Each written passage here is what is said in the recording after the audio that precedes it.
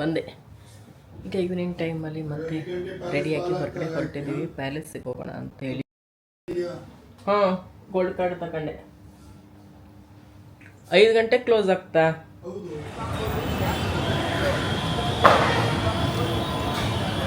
ಇವಾಗ ತುಂಬ ಟ್ರಾಫಿಕ್ ಇರುತ್ತೆ ಅಂತೇಳಿ ಆಟೋದಲ್ಲಿ ಹೋಗೋಣ ಅಂತ ಅಂದ್ಕೊಂಡ್ವಿ.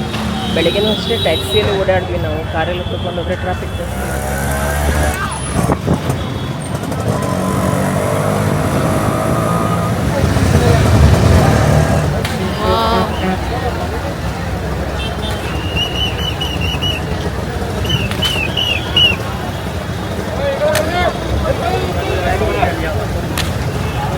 ಮುಂದೆ ಹೋಗೋ ಅನ್ಸತ್ತೆ ರಾಜರು.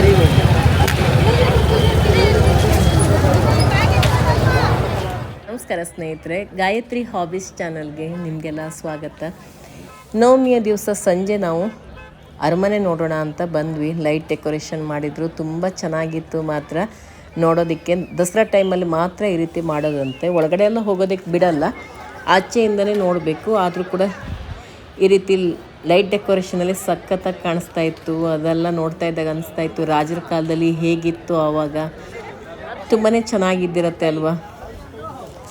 ಎಲ್ಲ ಪ್ರಜೆಗಳು, ಸೇನಾಪತಿಗಳು, ಹಾಗೆಯೇ ಅರಮನೆಯ ಸುತ್ತಲೂ ತುಂಬ ಚೆನ್ನಾಗಿ ಡೆಕೋರೇಷನ್ನು, ಹಾಗೆ ಎಲ್ಲ ಅವಾಗೆಲ್ಲ ನೀಟಾಗಿ ಕ್ಲೀನ್ ಮಾಡಿ ರಂಗೋಲಿ ಅದು ಇದು ತುಂಬ ಸಖತ್ತಾಗಿರ್ತಿತ್ತು. ಒಂಥರ ರಾಜರ ಕಾಲದಲ್ಲಿ ಇದ್ದಾಗ ಇರಬಹುದು ಅನ್ನೋದನ್ನು ಅಲ್ಲಿದ್ದು ನಾವು ಒಂದು ಸ್ವಲ್ಪ ಊಹಿಸ್ಕೊಳ್ತಾ ಇದ್ವಿ.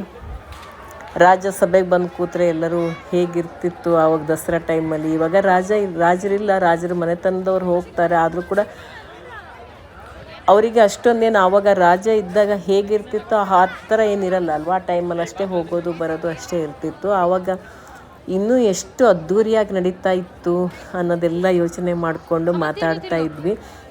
ಇಲ್ಲಿ ನೋಡೋದಕ್ಕೂ ತುಂಬ ಜನ ಸೇರಿದ್ರು. ಮಾತ್ರ ಬರೀ ಸುಮ್ಮನೆ ನಾವು ಹೊರಗಡೆಯಿಂದ ನೋಡ್ಕೊಂಡು ಹೋಗೋದಷ್ಟೇ, ಒಳಗಡೆ ಅಂತೂ ಹೋಗೋದಕ್ಕೆ ಅವಕಾಶ ಇರಲಿಲ್ಲ.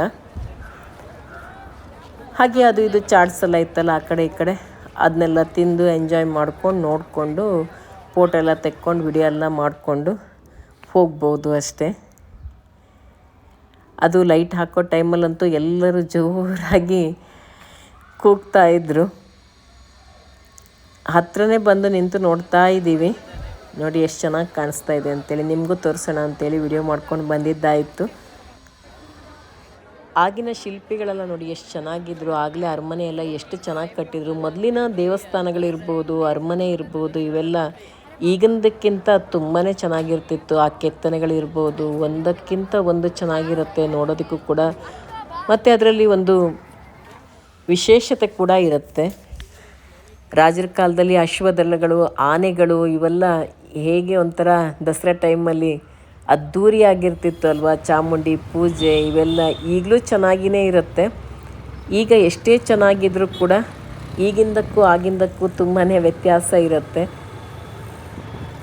ಹಾಗೆ ಇದು ಮಾರನೇ ದಿನ, ದಶಮಿ ದಿನ ಇಲ್ಲಿ ನಾವು ಅರಮನೆ ಹತ್ರ ಹೋಗ್ತಾ ಇದ್ದೀವಿ. ಬೆಳಗ್ಗಿಂದ ಸಂಜೆವರೆಗೂ ಕೂಡ ಅಲ್ಲೇ ಕೂತಿರ್ಬೇಕಂತೆ ಹೇಳ್ತಾಯಿದ್ರು. ಏನು ತಿಂಡಿ ಎಲ್ಲ ತಿನ್ನಬಾರ್ದು ಮತ್ತು ನೀರೆಲ್ಲ ಜಾಸ್ತಿ ಕುಡಿಬಾರ್ದು ಅಂತೆಲ್ಲ ಹೋಟೆಲಲ್ಲಿ ಹೇಳ್ತಾಯಿದ್ರು. ಅಷ್ಟೆಲ್ಲ ನೀರೆಲ್ಲ ಕುಡ್ಕೊಂಡ್ರೆ ವಾಶ್ರೂಮಿಗೆಲ್ಲ ಹೋಗ್ತಾ ಇರಬೇಕಾಗತ್ತೆ, ಕಷ್ಟ ಆಗತ್ತೆ ಅಂತೇಳಿ. ಇಲ್ಲಿ ಬರೀ ನಡೆದಿದ್ದು ನಾವು ಸುಸ್ತಾಗೋಯ್ತು. ಮಾತ್ರ ಯಾರು ಕೇಳಿದ್ರು ಕೂಡ ಯಾವ ಗೇಟು ಅಂತಲೇ ಗೊತ್ತಾಗ್ತಿರಲಿಲ್ಲ. ಅಲ್ಲಿಯವರಿಗೆ ಗೊತ್ತಾಗ್ತಿರಲಿಲ್ಲ. ಎಷ್ಟೋ ಜನ ಹೇಳ್ತಿದ್ರು ನಾವು ಮೈಸೂರಿನವರೇ, ನಮಗೆ ಗೊತ್ತಾಗ್ತಾ ಇಲ್ಲ ಅಂತೇಳಿ. ಸಾಕಾಗೋತ್ತು. ಒಂದೊಂದು ನೀರಲ್ಲಿ ನಿಂತರೆ ದೂರಗಳೇ ತಗೊಂಡೋಗ್ತು. ಅದೇ ನಿತ್ತು ಗಟ್ಟಿ ಕಾಲೊಂದು ಇಟ್ಕೊಂಡು ನಿತ್ರತ್ತು ದೂರ್ಕೊಂಡು ತಗೊಬಿಡುತ್ತೆ. ಇಲ್ಲಿ ಕ್ಯೂ ಹೆಂಗಿದೆ ಅಂದರೆ ಮೈಸೂರವರಿಗೇನೆ ಬೆಳಿಗ್ಗೆಯಿಂದ ವಾಕ್ ಮಾಡಿ ಸುಸ್ತಾಗಿ ನೀರು ಇಳಿತಾ ಇದೆ, ಬೆವರ್ತಾ ಇದೆ. ಬಾ ಬೇಗ. ಎಷ್ಟೊಂದು ಸುತ್ತಿ ಸಾಕಾಯ್ತು. ಅದೇನು ಊಟಿಲ್ಲೇ ಒಂದ್ಸಲ ಒಳಗೆ ಹೋಗ್ತಿದ್ರೆ ಮುಗತ್ತಾಡ ಇಲ್ಲ, ಕರೆಕ್ಟಾಗಿತ್ತು. ಒಂದ್ಸಲ ಒಳಗೆ ಹೋದರೆ ಮಧ್ಯಾಹ್ನ 4 ಗಂಟೆವರೆಗೆ ನೀರು ಕುಡಿಯೋದು ಬೇಡ ಅಂತ ಬೇಡ. ಯಾಕಂದರೆ ವಾಶ್ರೂಮ್ ಇಲ್ಲ, ನೀನು ವಾಶ್ರೂಮ್ ಇಲ್ಲ ಅಂತ ನಾವು ಹೊತ್ತು ಬರೋದು. ಇಲ್ಲಿ ಮೈಸೂರವರಿಗೆ ಗೊತ್ತಿಲ್ಲ ಹೇಳ್ತಿದ್ದಕ್ಕ, ಮೈಸೂರವರೇ ಸಿಕ್ಕಿದ್ವು ಅಲ್ಲಿ. ಮೈಸೂರವ್ರಿಗೆ ಎಷ್ಟೋ ಜನರಿಗೆ ಎಲ್ಲಿ ಅಂತ ರೋಡು ಗೊತ್ತಿಲ್ಲಂತೆ, ಗೇಟು. ನಮಗಂತೂ ಗೊತ್ತಿಲ್ಲದೆ ಒಳ್ಳೆ ಸಾಹಸ. ಟಿ ಗೇಟು, ಮುಂದ್ರನ್ ಗೇಟು, ಹತ್ರ ಎಷ್ಟೊಂದು ಗೇಟ್ ಹಾಕಿದ್ವಿ, ಇದನ್ನ ಅಂದರೆ ಕಳಿಸ್ತಾನೆ ಇದ್ದಾರೆ. ನೋಡಿ ನೆಕ್ಸ್ಟ್ ಅದು ಸಿಗ್ಬೋದು.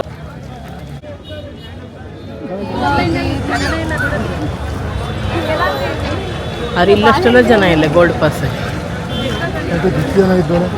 ಅಲ್ಲೆಲ್ಲ ರಾಶಿ ಜನ ಇದ್ದ ಬೇರೆ ಬೇರೆ ಪಾಸ್.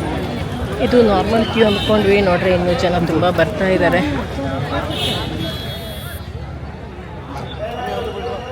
ಇವಾಗ ಎಲ್ಲ ಚೆಕಿಂಗ್, ಬ್ಯಾಗ್ ಚೆಕಿಂಗ್ ಎಲ್ಲ ಆಯಿತು ಇವಾಗ. ಸೊ ಮತ್ತೆ ಗೋಲ್ಡ್ ಕಾರ್ಡ್ ಕೈಲೇ ಇಟ್ಕೊಂಡಿರಬೇಕು, ಎಲ್ಲ ಕಡೆ ಕೇಳ್ತಾ ಇರ್ತಾರೆ. ಇವಾಗ ಹೋಗ್ತಾ ಇದ್ದೀವಿ. ಇನ್ನೇನು ಎಷ್ಟೊತ್ತಿಗೆ ಹೋಗಬೇಕು ಗೊತ್ತಾಯಿಲ್ಲ, ಸಕ್ಕತ್ತು ಓಡಾಡಿದ್ದೀವಿ. ಈ ಫುಲ್ ಇದಷ್ಟು ಸುತ್ತಿರ್ಕೊಂಡು ಹೋಗ. ಹಾಂ, ಕಂಪ್ಯಾರಿಟಿವ್ಲಿ ಪರವಾಗಿಲ್ಲ ಈ ಕ್ಯೂ, ಅಂದರೆ ತುಂಬಾ ಪರವಾಗಿಲ್ಲ. ಯಾಕೆಂದರೆ ಆಚೆ ತುಂಬ ರಶ್ ಇದೆ. ಕಂಪ್ಯಾರಿಟಿವ್ಲಿ ಪರವಾಗಿಲ್ಲ ಹೇಳಿ, ಜಾಸ್ತಿನೇ ಪರವಾಗಿಲ್ಲ. ನಾವುಗಳು ಮೈಸೂರು ದಸರಾ ನೋಡಲ್ಲ ಹೇಳಿ, ಎಲ್ಲ ಬೇರೆ ಬೇರೆ ದೇಶದಿಂದ ಬಂದು ನಾವೇ ನೋಡೋಕ್ಕಿದ್ರೆ ಎಲ್ಲರೂ ಬಂದು.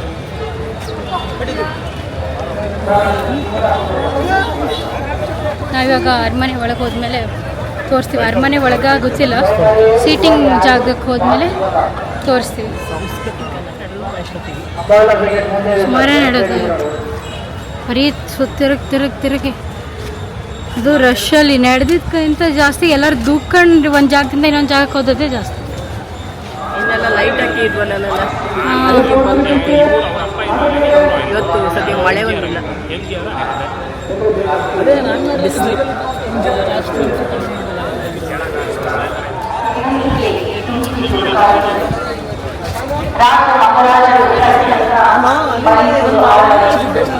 ರಾಜವಂಶಸ್ಥರಿಂದ ಆದಂತಹ ಜನಪರವಾದಂತಹ ಕಾರ್ಯಕ್ರಮಗಳು ಎಂದಿಗೂ ನಾವು ಮರೆಯಲಾರದ ಮಹಾಚೇತನಗಳನ್ನ ಹಿಂದೆ ಮೈಸೂರು ಶ್ರೀ ಶ್ವೇತ ವರಾಹ ಸ್ವಾಮಿ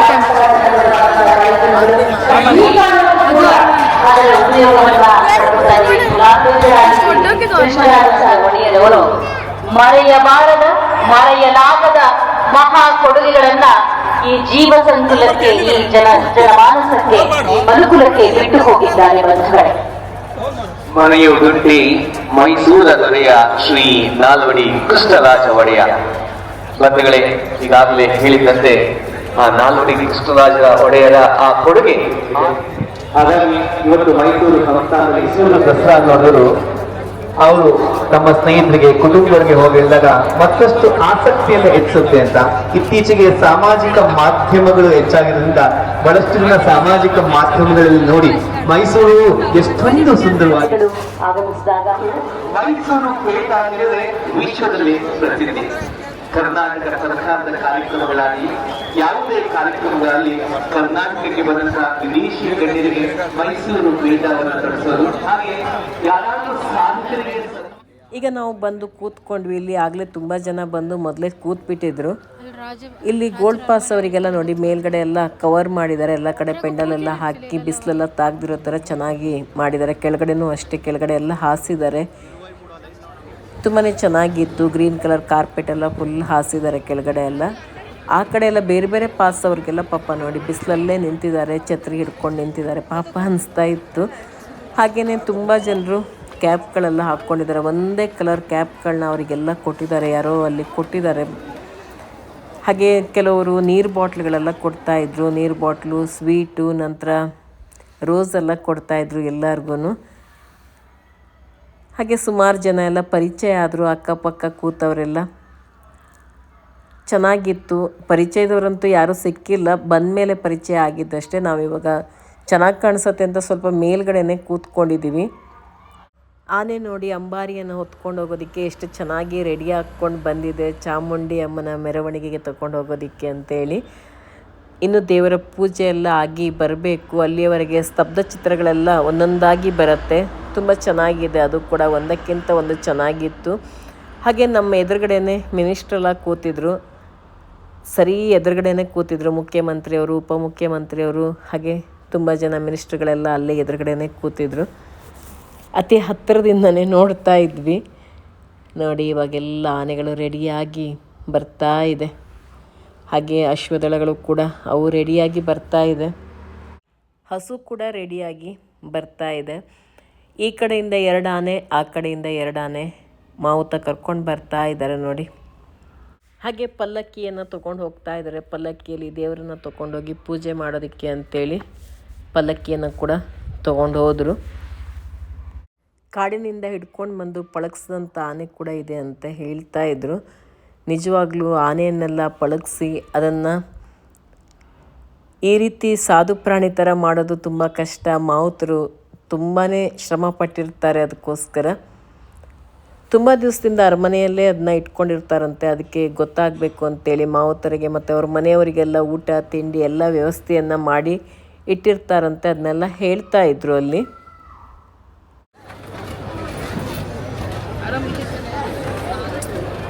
ಅಮ್ಮ ಗ್ರಂಪಿ ಫೇಸಾ 3 ಆನೆ ದಾರಿ ಬಿಡ್ತಾ ಇಲ್ಲ ಹೋಗ್ಲಿಕ್ಕೆ.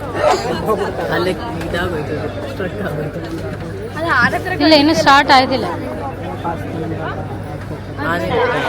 ಜಯಮಾತಾಂಡ ರಾಜ ಕೃಷ್ಣದೇವರಾಯ ಒಡೆಯರ ಕಾಲದಲ್ಲಿ ಸೆರೆ ಹಿಡಿಯಲಾಗಿದೆ. ಚಿನ್ನದ ಅಂಬಾರಿಯನ್ನು ಹೊತ್ತ ಮೊದಲ ಆನೆ ಎಂಬ ಹೆಗ್ಗಳಿಕೆಗೆ ಜಯಮಾತಾಂಡ ಪಾತ್ರರಾಗಿದ್ದಾರೆ. ಜಯಮಾತಾಂಡ ಸುಮಾರು 45 ವರ್ಷಗಳ ಕಾಲ ಅಂದರೆ 1870ರಿಂದ 1915ರವರೆಗೆ ಅಂಬಾರಿಯಲ್ಲಿ 3 ತಲೆಮಾರಿನ ಮಹಾರಾಜರುಗಳಾದ 10ನೇ ಚಾಮರಾಜ ಒಡೆಯರ್, 4ನೇ ಕೃಷ್ಣರಾಜ ಒಡೆಯರ್ ಹಾಗೂ ಜಯಚಾಮರಾಜೇಂದ್ರ ಒಡೆಯರ್ ಅವರನ್ನು ಹೊತ್ತು ಸಾಗಿದ ಏಕೈಕ ಆನೆ ಜಯಮಾರ್ತಾಂಡ. ಮಹಾರಾಜರಿಗೆ ಜಯಮಾರ್ತಾಂಡ ಅಚ್ಚುಮೆಚ್ಚಿನ ಆನೆಯಾಗಿದೆ. ಜಯಮಾರ್ತಾಂಡನ ನೆನಪಿನಾರ್ಥಕವಾಗಿ ಅರಮನೆಯ ಮುಖ್ಯ ದ್ವಾರಕ್ಕೆ ಜಯಮಾರ್ತಾಂಡ ದ್ವಾರ ಎಂದು ಹೆಸರಿಡಲಾಗಿದೆ. ಅಂದರೆ ಮೈಸೂರು ಒಡೆಯರವರಿಗೆ ಪ್ರಾಣಿಗಳ ಮೇಲೆ ಅದೆಷ್ಟು ಮಮತೆ ಇತ್ತು, ಅದೆಷ್ಟು ಪ್ರೀತಿ ಇತ್ತು. ನಮ್ಮಂತೆಯೇ ಪ್ರಾಣಿಗಳು ಸಹ ಅವುಗಳನ್ನ ಅತ್ಯಂತ ಪ್ರೀತಿಯಿಂದ ಸಾಕಿ ಸಲಹಿದರೆ ಅವುಗಳ ನಿಯತ್ತು ಶಾಶ್ವತವಾಗಿರುತ್ತೆ ಅನ್ನೋದನ್ನ ಮನದವರಾಗಿದ್ದರು. ಎಲ್ಲರನ್ನು ಪ್ರೀತಿಸುವ ಗುಣದ ಒಳ್ಳೆಯ ರಾಕ್ಷಸರು ಪ್ರಾಣಿಗಳಿಗೆ ವಿಶೇಷವಾದ ಮಹತ್ವವನ್ನು ನೀಡಿದ್ದಾರೆ. ಜಯಮಾತಾಂಡನ ನೆನಪಿನಾರ್ಥಕವಾಗಿ ಅರಮನೆಯ ಮುಖ್ಯ ದ್ವಾರಕ್ಕೆ ಜಯಮಾತಾಂಡ ದ್ವಾರ ಅಂತ ಹೆಸರನ್ನ ಇಡ್ತಾರೆ ಅಂತ ಹೇಳಿದ್ರೆ ಜಯಮಾತಾಂಡ ಅವರಿಗೆ ಅದೆಷ್ಟು ಪ್ರೀತಿ ಪಾತ್ರರಾಗಿದ್ದ. ಜಯಮಾತಾಂಡನ ಹೆಸರನ್ನ ಉಳಿಸುವ ಸಲುವಾಗಿಯೇ ಈ ಹೆಸರನ್ನ ಅರಮನೆಯ ಮುಖ್ಯ ದ್ವಾರಕ್ಕೆ ಇಟ್ಟಿದ್ದಾರೆ ಅಂತ ಹೇಳಿದ್ರೆ ನಿಜಕ್ಕೂ ಒಡೆಯರವರ ಈ ಮನಸ್ಸಿನಲ್ಲಿ ನಾವು ಮೆಚ್ಚಿಕೊಳ್ಳಲೇಬೇಕು, ಚಪ್ಪಾಳೆಗಳನ್ನು ನೀಡಲೇಬೇಕು ಅಂತ ಹೇಳ್ತಾರೆ ಜಯಮಾತಾಂಡನಿಗಾಗಿ. ಹಾಗೆ ಆ ಜಯಮಾತಾಂಡನ ಹೆಸರನ್ನ ಈ ವರ್ಷದ ದಸರಾ ವಿಶೇಷ ಗೀತೆಯನ್ನ ಕೇಳುವಂತಹ ಸಮಯ. ದಸರಾ 2025ಕ್ಕೆ ತಯಾರಾದಂತಹ ಒಂದು ವಿಶಿಷ್ಟ ಗೀತೆ ಈಗ ನಿಮಗಾಗಿ. ಮೈಸೂರು ಪೇಟ ಅಂದರೆ ವಿಶ್ವದಲ್ಲಿ ಪ್ರಸಿದ್ಧಿ. ಕರ್ನಾಟಕ ಸರ್ಕಾರದ ಕಾರ್ಯಕ್ರಮಗಳಾಗಿ ಯಾವುದೇ ಕಾರ್ಯಕ್ರಮಗಳಲ್ಲಿ ಕರ್ನಾಟಕಕ್ಕೆ ಬಂದಂತಹ ವಿದೇಶಿ ಗಣ್ಯರಿಗೆ ಮೈಸೂರು ಪೇಟವನ್ನು ತರಿಸೋದು, ಹಾಗೆ ಯಾರಾದರೂ ಸಾಹಿತ್ಯರಿಗೆ ನಾಡ ದೇವತೆ ಮೈಸೂರಿನ ದೇವತೆ ತಾಯಿ ಚಾಮುಂಡೇಶ್ವರಿಗೆ ನಮ್ಮ ಮೊದಲ ನಮನವನ್ನು ಸಲ್ಲಿಸೋಣ. ಕರ್ನಾಟಕ ಸರ್ಕಾರದ ನಂತರ ಬಲರಾಮ ಬಂದ ಮೇಲೆ ಅರ್ಜುನ ಬಂದಿದ್ದಾನೆ. ಮಾಧವನನ್ನ ಸಾಯಿಸಿದಂತಹ ಹಿನ್ನೆಲೆಯಲ್ಲಿ ಇವನ ಮೇಲೆ ಆರೋಪಗಳು ಕೇಳಿ ಬಂದ ಕಾರಣದಿಂದ ನಂತರದ ದಿನಗಳಲ್ಲಿ 2001ರಿಂದ 2011ರ ತನಕ ದಸರಾದಲ್ಲಿ ಭಾಗವಹಿಸುವಿಕೆ ನಿಷೇಧವನ್ನು ನೀಡಲಾಗಿತ್ತು. ಬಲರಾಮನಿಗೆ ವಯಸ್ಸಾದ ಕಾರಣ 2012ರಿಂದಲೂ ಅರ್ಜುನ ಅಂಬಾರಿಯನ್ನ ಹೊತ್ತು ವಿಜೃಂಭಣೆಯಿಂದ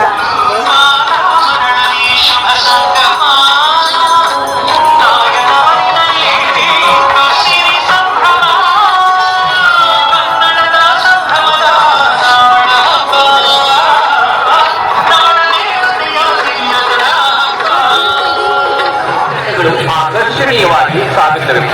ಭಾರತದಲ್ಲಿ ಅತಿ ಹೆಚ್ಚು ವೈವಿಧ್ಯಮಯವಾದ 160ಕ್ಕೂ ಹೆಚ್ಚು ಜಾನಪದ ಕಲಾ ಪ್ರಕಾರಗಳು ನಮ್ಮ ರಾಜ್ಯದಲ್ಲಿ. ಕುರಿತ ಪ್ರಧಾನ ಅವರ ಶಕ್ತಿ ಭರಿತವಾಗಿರುವ ಎಲ್ಲರಿಗೆ ಕೈಯಿಂದ ದಾಟಿಸಿ ಬರ್ತಾ ಇದ್ದಾರೆ. ಸಮಪಾಲು ಸಮಪಾಲು, ಸರ್ವರಿಗೂ ನ್ಯಾಯ, ಎಲ್ಲರೂ ಕೂಡ ಸಮಾನತೆಯ ಅವಕಾಶವನ್ನು ಕಲ್ಪಿಸುವ ನಿಟ್ಟಿನಲ್ಲಿ ಸಾಮಾಜಿಕ ನ್ಯಾಯದಲ್ಲಿ ಕೆಲಸ ಮಾಡಿರುವಂತಹ ಕರ್ನಾಟಕ ಸರ್ಕಾರದ ಸನ್ಮಾನ್ಯ ಮುಖ್ಯಮಂತ್ರಿಗಳು ಶ್ರೀ ಸಿದ್ದರಾಮಯ್ಯನವರು ಜನರತ್ತ ಕೈ ಬೀಸ್ತಾ ಆಗಮಿಸ್ತಾ ಇದ್ದಾರೆ ಮಂತ್ರಿಗಳೇ.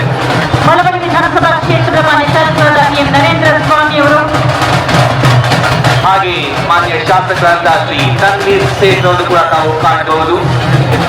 ಅನೇಕ ಗಣ್ಯಮಾನ್ಯರು, ಶಾಸಕರು, ಸಚಿವರು ಎಲ್ಲರೂ ಕೂಡ ಆಗಮಿಸಿದ್ದಾರೆ. ಹಾಗೆ ಕರ್ನಾಟಕ ಸರ್ಕಾರದ ಕಾರ್ಯದರ್ಶಿಗಳೆಲ್ಲ ಮತ್ತು ಸಂಸ್ಥೆಯ ಇನ್ನೇನು ಕೆಲವೇ ಕ್ಷಣಗಳಲ್ಲಿ ಮನಸ್ಸೆಯ ಆವಿಸಿ ಬರಲಿದ್ದಾನೆ. ದೇಶವೇ ಆನೆಯಾಗಿ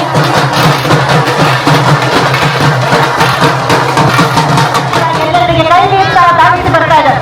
ಸಮಬಾಳು ಸಮಪಾಲು, ಸರ್ವರಿಗೂ ನ್ಯಾಯ, ಎಲ್ಲರಿಗೂ ಕೂಡ ಸಮಾನತೆಯ ಅವಕಾಶವನ್ನು ಕಲ್ಪಿಸುವ ನಿಟ್ಟಿನಲ್ಲಿ ಸಾಮಾಜಿಕ ನ್ಯಾಯದಲ್ಲಿ ಕೆಲಸ ಮಾಡಿರುವಂತಹ ಕರ್ನಾಟಕ ಸರ್ಕಾರದ ಸನ್ಮಾನ್ಯ ಮುಖ್ಯಮಂತ್ರಿಗಳು ಶ್ರೀ ಸಿದ್ದರಾಮಯ್ಯನವರು ಜನರತ್ತ ಕೈ ಬೀಸ್ತಾ ಆಗಮಿಸ್ತಾ ಇದ್ದಾರೆ ಮಂತ್ರಿಗಳೇ. ಮಲಬರಿ ವಿಧಾನಸಭಾ ಕ್ಷೇತ್ರದ ಮಾನ್ಯ ಶಾಸಕರಾದ ಎಂ ನರೇಂದ್ರ ಸ್ವಾಮಿ ಅವರು, ಹಾಗೆ ಮಾನ್ಯ ಶಾಸಕರಾದ ಶ್ರೀ ತನ್ವೀರ್ ಸೇಠ್ ಅವರು ಕೂಡ ತಾವು ಕಾಣಬಹುದು. ಅನೇಕ ಗಣ್ಯಮಾನ್ಯರು, ಶಾಸಕರು, ಸಚಿವರು ಎಲ್ಲರೂ ಕೂಡ ಆಗಮಿಸಿದ್ದಾರೆ. ಹಾಗೆ ಕರ್ನಾಟಕ ಸರ್ಕಾರದ ಕಾರ್ಯದರ್ಶಿಗಳೆಲ್ಲ ಮತ್ತು ಸಂಸ್ಥೆಯ ವೀರಭದ್ರನ ಕುರಿತ ಇಲ್ಲಿ ವೀರಭದ್ರ ನೋಡಿದರೆ ನಂದಿ ಧ್ವಜ ಕುಣಿತ ಏನು ಸನ್ಮಾನ್ಯ ಮುಖ್ಯಮಂತ್ರಿಗಳ ಆದಿಯಾಗಿ ಕರ್ನಾಟಕ ರಾಜ್ಯದ ಸಚಿವ ಸಂಪುಟ ಸದಸ್ಯರು ಮಾನ್ಯ ಉಪಮುಖ್ಯಮಂತ್ರಿಗಳು ಎಲ್ಲರೂ ಕೂಡ ನಂದಿ ಧ್ವಜದ ಪೂಜೆಗಾಗಿ ಬಂಧುಗಳೇ, ನಂದಿ ಧ್ವಜ ಕುಣಿತ, ನಂದಿ ಧ್ವಜವನ್ನ ನಂದಿ ಕಂಬ, ನಂದಿ ಕೋಲು, ವ್ಯಾಸಗೂರು, ನಂದಿ ಪಟವೆಂದು ಕರೆಯುತ್ತಾರೆ. ಕೊಡಗು ಕರಾವಳಿಯಲ್ಲಿ ಬಿಟ್ಟರೆ ಕರ್ನಾಟಕದ ಬಹುತೇಕ ಭಾಗಗಳಲ್ಲಿ ಈ ಕಲೆ ರೂಢಿಯಾಗಿ ಧನಂಜಯ ಹಾಗೂ ನೌಕತಾನೆಯಾಗಿ ಗೋಪಿ. ಧನಂಜಯ ವಯಸ್ಸು 45 ವರ್ಷಗಳು, ಶರೀರದ ಎತ್ತರ 2.8 ಮೀಟರ್, ಶರೀರದ ಉದ್ದ 3.84 ಮೀಟರ್, ಅಂದಾಜು ತೂಕ 4050 ಕೆಜಿ. ದುಬಾರಿ ಆನೆ ಶಿಬಿರದಿಂದ ಬಂದಿದ್ದಾನೆ ಧನಂಜಯ. 2013ರಲ್ಲಿ ಹಾಸನ ಜಿಲ್ಲೆಯ ಹೆಸರೂರು ವಲಯದ ಅರಣ್ಯ ಪ್ರದೇಶದಲ್ಲಿ ಸೆರೆ ಹಿಡಿಯಲಾಗಿದ್ದು ಈ ಧನಂಜಯನ ಶಕ್ತಿಶಾಲಿಯಾಗಿರುವಂತಹ ದೇಹ, ಶಿಸ್ತುಪೂರ್ಣ ನಡತೆಯೊಂದಿಗೆ ಶೀಘ್ರದಲ್ಲೇ ಒಣಗಿಸಿಕೊಂಡು ತರಬೇತಿಯನ್ನ ಪಡೆದುಕೊಂಡಿದ್ದು ನಮ್ಮ ಧನಂಜಯ ನಿಶಾನೆ ಆನೆಯಾಗಿ ಮುನ್ನಡೆಯುತ್ತಿದ್ದಾನೆ. ಕಾಡಾನೆ ಮತ್ತು ಹುಲಿಗಳನ್ನು ಸೆರೆ ಹಿಡಿಯುವ ಪ್ರಮುಖ ಕಾರ್ಯಾಚರಣೆಯಲ್ಲಿ ಭಾಗವಹಿಸಿದ್ದಾನೆ ಧನಂಜಯ. ಕಳೆದ 7 ವರ್ಷಗಳಿಂದ ಮೈಸೂರಿನ ದಸರಾ ಮಹೋತ್ಸವದಲ್ಲಿ ನಿರಂತರವಾಗಿ ಪಾಲ್ಗೊಂಡು ಶಾಂತವಾಗಿ ಮತ್ತು ನಂಬಿಗಸ್ತತನದಿಂದ ಜಾತ್ರೆಯ ಶೋಭೆಗೆ ವಿಶೇಷತೆಯನ್ನ ಸೇರಿಸಿದ್ದಾನೆ ಧನಂಜಯ. ತನ್ನ ಶಕ್ತಿಶಾಲಿ ಸ್ವರೂಪದಿಂದ ಧನಂಜಯ ದಸರಾ ಆನೆಗಳ ಪೈಕಿ ಮಹತ್ವಪೂರ್ಣ ಸ್ಥಾನವನ್ನು ಪಡೆದಿದ್ದಾನೆ. ನಿಶಾನೆ ಆನೆಯಾಗಿ ಮುನ್ನಡೆಯುತ್ತಿದ್ದಾನೆ ಧನಂಜಯ. ಧನಂಜಯನ ಹಿಂದೆ ನವಪಥ ಆನೆಯಾಗಿ ಗೋಪಿ. 42 ವರ್ಷ ವಯಸ್ಸಿನ ಗೋಪಿಯ ಎತ್ತರ 2.5 ಮೀಟರ್, ಶರೀರದ ಉತ್ತರ 3.47 ಮೀಟರ್ ಇರುವಂತಹ ಇವನ ತೂಕ 3710 ಕೆಜಿ. ಬಂಧುಗಳೇ, ಈ ಆನೆಯನ್ನ 1993ರಲ್ಲಿ ಬಂಧುಗಳೇ, ಸನ್ಮಾನ್ಯ ಉಪಮುಖ್ಯಮಂತ್ರಿಗಳಾದ ಶ್ರೀ ಡಿ.ಕೆ. ಶಿವಕುಮಾರ್ ಅವರಿಗೆ ಆಶೀರ್ವಾದವನ್ನು ಮಾಡಿದ್ದಾರೆ. ನಾಲ್ಪತ್ತಾನೆ ಆಶೀರ್ವಾದವನ್ನ ಸ್ವೀಕಾರ ಮಾಡಿದ್ದಾರೆ ಸನ್ಮಾನ್ಯ ಉಪಮುಖ್ಯಮಂತ್ರಿಗಳಾದ ಶ್ರೀ ಡಿ.ಕೆ. ಶಿವಕುಮಾರ್ ಅವರು. 1993ರಲ್ಲಿ ಶಿವಮೊಗ್ಗ ಜಿಲ್ಲೆಯ ಕಾರಿಕೊಪ್ಪ ಅರಣ್ಯ ಪ್ರದೇಶದಲ್ಲಿ ಅರಣ್ಯ ಇಲಾಖೆ ಯಶಸ್ವಿಯಾಗಿ ಸೆರೆ ಹಿಡಿಯಿತು. ಬಳಿಕ ಈ ಆನೆಗೆ ದುಬಾರಿ ಆನೆ ಶಿಬಿರದಲ್ಲಿ ಶಿಸ್ತಿನ ತರಬೇತಿ ನೀಡಲಾಗಿದ್ದು ಅಲ್ಲಿಯ ಸಫಾರಿ ಸೇವೆಯಲ್ಲಿ ಪರಿಣಾಮಕಾರಿಯಾಗಿ ಕಾರ್ಯನಿರ್ವಹಿಸುತ್ತಿದೆ. ಪ್ರವಾಸಿಗರ ಜೊತೆಗೆ ನಿಯಮಿತ ಸಂವಹನ ಹೊಂದಿರುವ ಕಾರಣದಿಂದಾಗಿ ಈ ಆನೆಗೆ ಮಾನವ ಸಂಪರ್ಕದ ಉತ್ತಮ ಪರಿಚಯವಿದೆ. ಜೊತೆಗೆ ಶಾಂತ ನಿಯಂತ್ರಿತ ನಡವಳಿಕೆಯ ಇದರ ಪ್ರಮುಖ ಲಕ್ಷಣವಾಗಿದೆ. ಈ ಆನೆ ಕಳೆದ 14 ವರ್ಷಗಳಿಂದ ನಿರಂತರವಾಗಿ ಮೈಸೂರು ಮೈಸೂರು ದಸರಾ ಮಹೋತ್ಸವದಲ್ಲಿ ಭಾಗವಹಿಸ್ತಾ ಇದ್ದಾರೆ. ಈಗ ಬರ್ತಾ ಇದೆ ಮಹೇಂದ್ರ 42 ವರ್ಷಗಳು, ಶರೀರದ ಎತ್ತರ 2.75 ಮೀಟರ್, ಶರೀರದ ಉದ್ದ 3.25 ಮೀಟರ್, ಅಂದಾಜು ತೂಕ 4850. ಮಹೇಂದ್ರನ ಜೊತೆಯಲ್ಲಿ ಲಕ್ಷ್ಮಿ 54 ವರ್ಷಗಳು, 2.52 ಮೀಟರ್, 2.85 ಮೀಟರ್, 3200 ಕೆಜಿ. ಜೊತೆಯಾಗಿದ್ದಾನೆ ಶ್ರೀಕಂಠ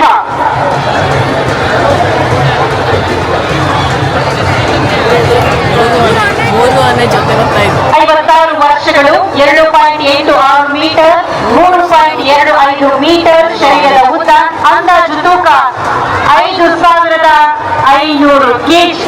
ಶ್ರೀಕಂಠ ಪ್ರಥಮ ಬಾರಿಗೆ ಮೈಸೂರು ದಸರಾದ ವಿಜಯದಶಮಿಯ ಈ ಮಹೋತ್ಸವದಲ್ಲಿ ಭಾಗವಹಿಸ್ತಾ ಇದ್ದಾನೆ. ಮತ್ತಿಗೋಡು ಆನೆ ಶಿಬಿರದಿಂದ ಬಂದಿದ್ದಾನೆ ಶ್ರೀಕಂಠ. 2014ರಲ್ಲಿ ಹಾಸನ ವಿಭಾಗದ ಶನಿವಾರ ಸಂತೆ ವಲಯದ ಅರಣ್ಯ ಪ್ರದೇಶದಲ್ಲಿ ಅರಣ್ಯ ಇಲಾಖೆಯ ತಂಡದ ಮೂಲಕ ಸುರಕ್ಷಿತವಾಗಿ ಸೆರೆ ಹಿಡಿಯಲಾಗಿದ್ದು, ಉತ್ತಮ ಎತ್ತರ, ಬಲಿಷ್ಠ ಶರೀರ, ಶಾಂತ ಸ್ವಭಾವ ಮತ್ತು ಮನುಷ್ಯರೊಂದಿಗೆ ಸುಲಭವಾಗಿ ಹೊಂದಿಕೆಯಾಗುವ ಗುಣಗಳಿರುವ ಈ ಆನೆ ಇದೀಗ ಮೈಸೂರು ದಸರಾ ಮಹೋತ್ಸವದಲ್ಲಿ ಪ್ರಥಮ ಬಾರಿಗೆ ಭಾಗವಹಿಸುತ್ತಿದೆ. ಮಹೇಂದ್ರ 2022-23ನೇ ಸಾಲಿನಲ್ಲಿ ಮೊದಲ ಬಾರಿಗೆ ಮೈಸೂರು ದಸರಾ ಮಹೋತ್ಸವದಲ್ಲಿ ಸಾರಾಣಿಯಾಗಿ ಭಾಗವಹಿಸಿದ್ದು, ಅದೇ ವರ್ಷ ಶ್ರೀರಂಗಪಟ್ಟಣದ ಗ್ರಾಮೀಣ ದಸರಾ ಉತ್ಸವದಲ್ಲಿ ಮರದ ಅಂಬಾರಿಯನ್ನು ಹೊರುವ ಗೌರವ ಲಭಿಸಿತ್ತು. ನಂತರವೂ ಹಲವಾರು ಗ್ರಾಮೀಣ ದಸರಾ ಉತ್ಸವಗಳಲ್ಲಿ ಸಕ್ರಿಯವಾಗಿ ಭಾಗವಹಿಸಿದೆ. ಇದರ ಮತ್ತೊಂದು ಪ್ರಮುಖ ಪಾತ್ರವೆಂದರೆ ಕಾಡಾನೆ ಮತ್ತು ಹುಲಿಗಳನ್ನ ಸೆರೆ ಹಿಡಿಯುವ ಅಪಾಯಕಾರಿ ಕಾರ್ಯಾಚರಣೆಗಳಲ್ಲಿ ಭಾಗವಹಿಸಿದೆ. ಲಕ್ಷ್ಮಿ ಹಿಂದೆ ಸರ್ಕಸ್ಗಾಗಿ ಬಳಸಲಾಗ್ತಾ ಇತ್ತು. ಮಾನವ ಸಂಪರ್ಕಕ್ಕೆ ಜಗವಾಗಿರುವುದರಿಂದ ಹಲವಾರು ಶಬ್ದಗಳು ಹಾಗೂ ಜನಜಂಗುಳಿ ಜೊತೆ ಪರಿಚಿತವಾಗಿತ್ತು. 2015ರಲ್ಲಿ ಅರಣ್ಯ ಇಲಾಖೆ ಈ ಆನೆಯನ್ನು ತನ್ನ ವಶಕ್ಕೆ ತೆಗೆದುಕೊಂಡು ಪೂರಕ ಆರೈಕೆ ಮತ್ತು ಪಳಗಿಸುವಿಕೆ ಮೂಲಕ ನೈಸರ್ಗಿಕ ಪರಿಸರಕ್ಕೆ ಹೊಂದಿಕೊಳ್ಳುವಂತೆ ಯಶಸ್ವಿಯಾಗಿ ತರಬೇತಿಯನ್ನ ನೀಡಿದೆ. ಇಲ್ಲಿ ಇಂದಿಗೆ ಈ ಆನೆ ಸಂಪೂರ್ಣ ಆರೋಗ್ಯವಂತವಾಗಿದ್ದು, ವಾಹನಗಳ ಸದ್ದು ಮತ್ತು ಪಟಾಕಿಗಳ ಗದ್ದಲಕ್ಕೂ ಅಂಜದೆ ನಿಶ್ಚಲವಾಗಿ ನಿಂತಿರುವ ಶಾಂತ ಸ್ವಭಾವವನ್ನು ಹೊಂದಿದೆ. ಲಕ್ಷ್ಮಿ ಶಿಸ್ತು, ಧೈರ್ಯ ಮತ್ತು ಸಹನೆ ಅದರ ಪ್ರಮುಖ ಗುಣಲಕ್ಷಣಗಳಾಗಿವೆ. 2ನೇ ಬಾರಿಗೆ ದಸರಾ ಮಹೋತ್ಸವದಲ್ಲಿ ಪಾಲ್ಗೊಳ್ಳುತ್ತಿದೆ ಲಕ್ಷ್ಮಿ. ಇದೀಗ ಬರ್ತಾರೆ ಸುಗ್ರೀವ, ಹೇಮಾವತಿ ಹಾಗೂ ಪ್ರಶಾಂತ. ಸುಗ್ರೀವ 43 ವರ್ಷಗಳು, 2.95 ಮೀಟರ್ ಎತ್ತರ, 3.75 ಮೀಟರ್ ಉದ್ದ ಹಾಗೂ 4100 ಕೆಜಿ ತೂಕ. ಬಂಧುಗಳೇ, ಈ ಆನೆ 2016ರಲ್ಲಿ ಕೊಡಗು ಜಿಲ್ಲೆಯ ಕುಶಾಲನಗರ ಅರಣ್ಯ ವಲಯದಲ್ಲಿ ಅರಣ್ಯ ಇಲಾಖೆ ಯಶಸ್ವಿಯಾಗಿ ಸೆರೆ ಹಿಡಿಯಿತು. ನಂತರ ಈ ಆನೆಯ ಸುಸೂತ್ರವಾಗಿ ಪಳಗಿಸಿ ತರಬೇತಿ ನೀಡಿ ಪ್ರಸ್ತುತ ಈ ಆನೆ ಸಂಪೂರ್ಣ ಆರೋಗ್ಯದಲ್ಲಿದ್ದು ಶಾಂತ ಸ್ವಭಾವ, ಶಿಸ್ತುಪೂರ್ಣ ನಡೆ ಹಾಗೂ ಉತ್ತಮ ಆಜ್ಞಾ ಪಾಲನೆಯೊಂದಿಗೆ ಅರಣ್ಯ ಇಲಾಖೆಯ ನಂಬಿಕಸ್ಥ ಆನೆಯಾಗಿ ಗುರುತಿಸಲಾಗಿದೆ. ಈ ಆನೆ ಕಳೆದ 2 ಬಾರಿ ಮೈಸೂರು ದಸರಾ ಮಹೋತ್ಸವದಲ್ಲಿ ಯಶಸ್ವಿಯಾಗಿ ಭಾಗವಹಿಸಿ ಮೆರವಣಿಗೆಯಲ್ಲಿ ತನ್ನ ಶಕ್ತಿಯುತ ಹಾಗೂ ಸ್ಥಿರ ನಡವಳಿಕೆಯಿಂದ ಎಲ್ಲರ ಮೆಚ್ಚುಗೆಗೆ ಪಾತ್ರವಾಗಿದೆ. ಹೇಮಾವತಿ ವಯಸ್ಸು 11 ವರ್ಷಗಳು, ಶರೀರದ ಎತ್ತರ 2.25 ಮೀಟರ್, ಶರೀರದ ಉದ್ದ 2.8 ಮೀಟರ್, ಅಂದಾಜು ತೂಕ 2500 ಕೆಜಿ. ಹೇಮಾವತಿ ಆನೆಯನ್ನು 2014ರ ನವೆಂಬರ್ ತಿಂಗಳಲ್ಲಿ ಕೊಡಗು ಜಿಲ್ಲೆಯ ಪ್ರಸಿದ್ಧ ದುಬಾರೆ ಆನೆ ಶಿಬಿರದಲ್ಲಿ ಜನನವಾಯಿತು. ಹೇಮಾವತಿ ಶಿಬಿರದಿಂದಲೇ ಉತ್ತಮ ಆರೈಕೆ ಹಾಗೂ ಪ್ರೀತಿಯೊಂದಿಗೆ ಬೆಳೆದು ಬಂದಿದೆ. ಶಿಬಿರದ ವಾತಾವರಣಕ್ಕೆ ಹೊಂದಿಕೊಂಡ ಈ ಆನೆ ವರ್ಷಗಳಿಂದ ಪ್ರೀತಿಯಿಂದ ಶಿಸ್ತು, ಶಾಂತ ಸ್ವಭಾವ ಮತ್ತು ಕೌಶಲ್ಯಗಳ ಮೂಲಕ ಗಮನ ಸೆಳೆದಿದೆ. ಇದೀಗ ಆನೆಯು ಮೊದಲ ಬಾರಿಗೆ ಮೈಸೂರು ದಸರಾ ಮಹೋತ್ಸವದಲ್ಲಿ ಭಾಗವಹಿಸುವ ಆನೆಯಾಗಿ ಯಶಸ್ಸಿನ ನಡಿಗೆಯನ್ನ ದಾಖಲಿಸಿದೆ. ಹಾಗೆ ಪ್ರಶಾಂತ 53 ವರ್ಷಗಳು, 2.61 ಮೀಟರ್ ಎತ್ತರ ಹಾಗೂ 3.4 ಮೀಟರ್ ಉದ್ದ, 4650 ಕೆಜಿ. ಶಿವಮೊಗ್ಗ ಜಿಲ್ಲೆಯ ತಾಲೂಕು ಅರಣ್ಯ ಪ್ರದೇಶದಲ್ಲಿ ಅರಣ್ಯ ಇಲಾಖೆಯಿಂದ ಯಶಸ್ವಿಯಾಗಿ ಸೆರೆ ಹಿಡಿಯಿತು. ಪ್ರಬಲ ದೇಹ ಹಾಗೂ ಗಂಭೀರ ನಡವಳಿಕೆ ಈ ಆನೆಯ ವಿಶೇಷ. ಈಗ ಬರ್ತಾ ಇದೆ ಭೀಮ.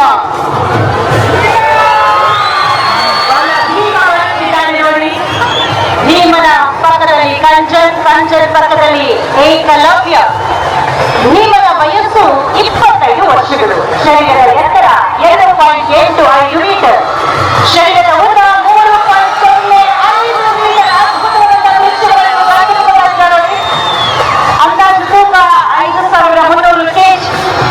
ಮದ್ದಿಗೋಡು ಆನೆ ಶಿಬಿರದಿಂದ ಬಂದಿದ್ದಾನೆ ಭೀಮ. ಈ ಆನೆಯನ್ನ 2000ನೇ ವರ್ಷದಲ್ಲಿ ಭೀಮನಕಟ್ಟೆ ಅರಣ್ಯ ಪ್ರದೇಶದಲ್ಲಿ ತಾಯಿಯನ್ನು ಕಳೆದುಕೊಂಡು ಒಂಟಿಯಾಗಿದ್ದ ಚಿಕ್ಕ ಮರಿ ಇದು.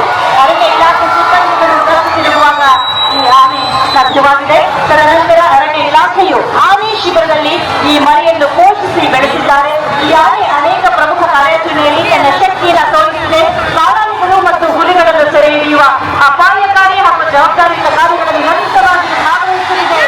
ಭೀಮ ತನ್ನ ಶಿಸ್ತು, ಧೈರ್ಯ ಮತ್ತು ಅನುಭವದಿಂದ ಹಲವಾರು ಬಾರಿ ಕಾರ್ಯಕ್ಷಮತೆಯಿಂದ ಮೆಚ್ಚುಗೆಗೆ ಪಾತ್ರನಾಗಿದ್ದಾನೆ.